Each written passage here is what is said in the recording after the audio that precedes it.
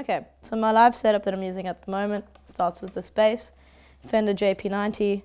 It's got this nice black paint that turns green in a UV light, which I like. My friend in Nashville, Robert Courtner, is a metal sculptor, and he made this wing pickguard for me out of 2 metal plates, and he did the whole thing by hand and drew on it with like other bits of burning metal and then painted it afterwards and really sculpted into it. It's one of my prized possessions.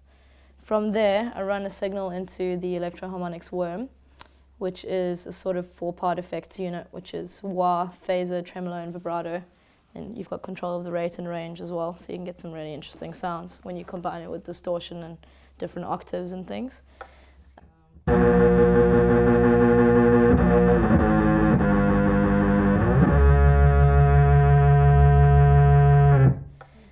From there it goes into the Priest, or Sans amp, made by Tech 21, which is just sort of an overall signal boost. I also sometimes run a clean line out of there to keep bottom end when I engage different distortion sounds. And it's got an equalizer so you can craft your sort of sound a little bit. Out of there it goes into my newest pedal, the Dirt Transmitter, made by Earthquaker Devices, which, as I've described before, is a dirty earthquake sound, kind of like, it's really cool.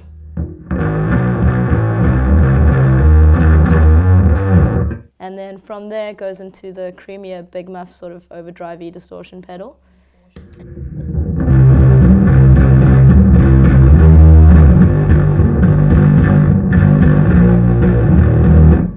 From that guy it goes into the bass synthesizer, also by Electro-Harmonix. And you've got sort of octaves on here, square wave, attack delay. It's really fun to play with. You can really get into the sliders and stuff.